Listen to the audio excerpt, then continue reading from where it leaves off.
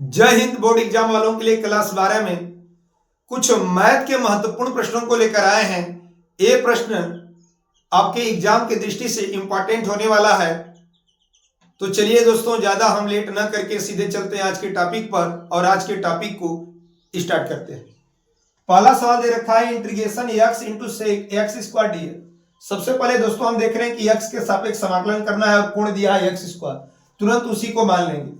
तो यहाँ पे हो जाएगा माना एक्स स्क्वायर बराबर मान लेंगे टी, हो जाएगा डी अपान डी एक्स।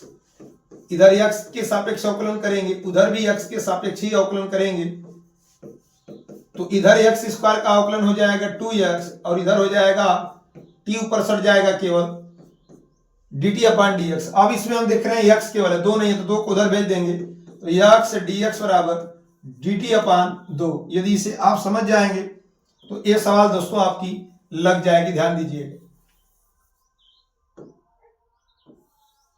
तो अब हो जाएगा हम लोग का कि जो माने हैं इंटीग्रेशन सेक एक्स स्क्वायर के यहां क्या माने थे आप टी, जहां एक्स इंटू डी एक्स है वहां पे आप देख रहे हैं डी टी अपान 2। तो 1/2 को बाहर करेंगे, integration sec T D T. और सेक एक्स का जो समाकलन होता है ध्यान दीजिएगा, वो होता क्या है कि log सेक टी प्लस tan टी, यही होता है प्लस सी। अब दोस्तों हमारा सवाल x में दिया था, आंसर आ रहा है t में, तो t का मान हम रख लेंगे। तो 1/2 log सेक, जहां पे t है वहां पे आपका x स्क्वायर है, प्लस tan, जहां पर t है वहां पे x स्क्वायर है, प्लस सी। और यही इस सवाल का आंसर हो गया दोस्तों।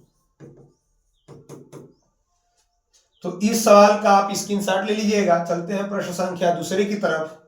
प्रश्न संख्या दूसरा क्या दे रखा है, दिया है प्रश्न संख्या दूसरा, ध्यान दीजिएगा। बोल रहा है प्रश्न संख्या दूसरा में बोल रहा है कि अवकल समीकरण X D square Y upon D X square plus D Y upon D X का होल की प्लस वाई स्क्वायर बराबर 0 की घात है। जब भी दोस्तों घात व कोटि निकालना हो तो हमें दो चीज का ध्यान देना होगा। सबसे पहले ये ध्यान देना होगा कि उस सवाल में अधिक से अधिक कितनी बार अवकलन हुआ है। तो इस सवाल में अधिक से अधिक इसमें 2 बार अवकलन हुआ, इसमें 1 बार, उसमें हुआ नहीं। तो अधिक से अधिक 2 बार हुआ तो इसका कोटि जो होगी वो 2 होगी। हम घात उसी पर का देखकर लिखेंगे जो सबसे अधिक बार अवकलन हुआ है, और इस सवाल में सबसे अधिक बार अवकलन 2 बार ही हुआ, इस पे कोई भी घात नहीं दिया है। तो नहीं दिया है तो इसका मतलब वो 1 होगा, और इस सवाल का आंसर केवल 1 घात ही मारेंगे। आप समझ गए होंगे, यदि कोटि भी पूछेगा तो 2 मारेंगे। स्क्रीनशॉट ले लीजिएगा। चलते हैं प्रश्न संख्या तीसरे की तरफ। प्रश्न संख्या तीसरा में क्या दे रखा है, ध्यान दीजिएगा। दिया है कि कोसेक इनवर्स -2/3 का मुख्य मान ज्ञात कीजिए। जब भी दोस्तों कोसेक हो, साइन हो, टैन हो, तो जो माइनस होता है वो बाहर निकल जाएगा।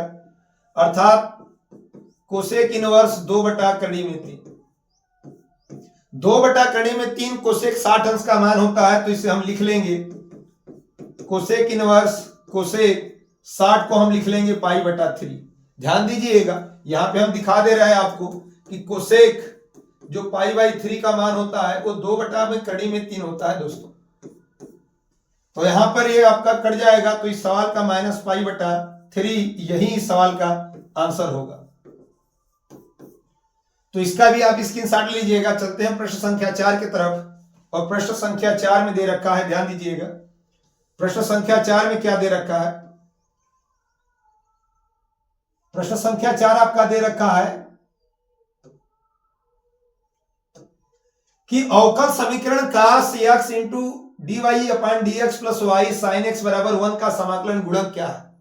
कभी कभी सवाल में समाकलन गुणक यानी आई अब पूछा जाएगा, तो उसके लिए हम कैसे लगाएंगे। सवाल को हम यहां पे उतार लेंगे, ध्यान दीजिएगा। सवाल उतारेंगे तो सवाल दिया है cos x into D Y upon D X plus Y sine X बराबर 1। दोस्तों D Y upon D X अकेले होना चाहिए, इसलिए दोनों पक्षों में cos से भाग करेंगे। cos x बटे में cos x D Y upon D x सब में भाग होगा, दोनों पक्षों में, ध्यान दीजिएगा। दोनों पक्षों में cos x से भाग होगा, 1 में हो जाएगा cos x। तो यहां पे आपका तो cos तो कट गया, तो बचा क्या, dy upon dx plus y sine बटा में कास हो जाएगा tan x और 1 बटा कास हो जाएगा sec x। अब दोस्तों इंटीग्रेशन आप निकाला नहीं, समाकल गुणक निकाला है, तुरंत आप तुलना कराएंगे dy अपॉन dx से प्लस py बराबर q से तुलना कराने में। पहला स्टेप ध्यान दीजिएगा, तुलना कराने पर तो जो तुलना कराएंगे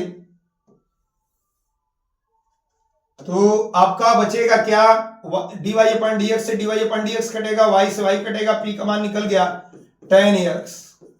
इसमें q की जरूरत है नहीं क्योंकि इंटीग्रेशन आपने निकालना होता है। दूसरा स्टेप इंटीग्रेशन आप बराबर e के पावर p dx, यही दूसरा इंटीग्रेशन निकालने का फार्मूला होता है। तो इंटीग्रेशन आप e के पावर p का वैल्यू रखेंगे, p का वैल्यू आपको मिला है tan x, तो यहाँ पे tan x I/2 हो जाएगा दोस्तों dx, यानी इंटीग्रेशन आप tan x का फार्मूला हो जाएगा log sec x, tan x का समाकलन log sec x होता है। और यहां पे करेंगे तो log जब भी हो तो sec नीचे चला आएगा और e वहां पे चला जाएगा, तो इंटीग्रेशन आप sec x into log e हो जाएगा। log e का मान दोस्तों याद रखिएगा 1 होता है, तो यहां पे हो जाएगा इंटीग्रेशन आप sec x के पावर 1 हो जाएगा, तो 1 हट जाएगा, अर्थात sec x ही आपका आंसर आएगा। केवल आपका इंटीग्रेशन आप पूछा था तो इतना ही आंसर आएगा। तो इस सवाल का भी आप स्क्रीनशॉट ले लीजिएगा। चलते हैं प्रश्न संख्या 5 की तरफ, और प्रश्न संख्या 5 में दे रखा है, ध्यान दीजिएगा। इस तरह का 2 बॉक्स बनाया है आव्यूह का और उसमें पूछ रहा मान ज्ञात कीजिए, तो आपसे गुणा करना है। सबसे पहले दोस्तों इसका हम क्रम निकालेंगे। क्रम आपकी इसमें 3 ठो पंक्ति है पहले वाले में और 2 ठो कॉलम है, और इसमें देख रहे हैं तो आपकी 2 पंक्तियां हैं और 3 कॉलम है, तो ये कट जाएंगे, अर्थात 3 गुणे 3 क्रम का आएगा। तो हम चलते हैं गुणा करने, ध्यान दीजिएगा। गुणा करेंगे, पहले इसका हम पकड़ कर ध्यान दीजिएगा कैसे गुणा किया जाएगा। पहले वाले की पंक्ति दूसरे वाले के कॉलम में करते हैं मल्टीप्लाई, तो 2 में 1 का करेंगे तो हो जाएगा 2 गुणे 1, लिख दे रहे हैं यदि आप नहीं समझ पा रहे होंगे तो, और 1 में -1 का करेंगे तो 1 गुणे -1, पहला का हो गया गुणा। सेम उसी का दूसरे में करेंगे तो हो जाएगा 2 गुणे 0 प्लस 1 में 2 का करेंगे तो 1 गुणे 2, इसका इसमें करेंगे तीसरे वाले कॉलम में तो 2 गुणे 1 प्लस 1 गुणे 1, तीसरे भी कॉलम में कर दिए हैं। अब इसका उठाकर उसमें करेंगे तो 3 एकम 3 प्लस 2 गुणे -1, इसका करेंगे तो हो जाएगा दोस्तों 3 गुणे 0 प्लस 2 गुणे 2, इसका करेंगे तो हो जाएगा 3 गुणे 1 प्लस 2 गुणे 1। अब थर्ड वाले पंक्ति का उठाकर सब में करेंगे बारी बारी से, -1 गुणे 1 प्लस 1 गुणे -1। ध्यान दीजिएगा इसमें भी 2 अवयव, इसमें भी 2 अवयव है, तो इस वाले में सेकेंड वाले कॉलम में करेंगे -1 गुणे 0 अधन 1 गुणे 2, इस वाले का थर्ड पंक्ति का थर्ड कॉलम में करेंगे -1 गुणे 1 और 1 गुणे 1। अब आपको गुणा करना है, ध्यान दीजिएगा।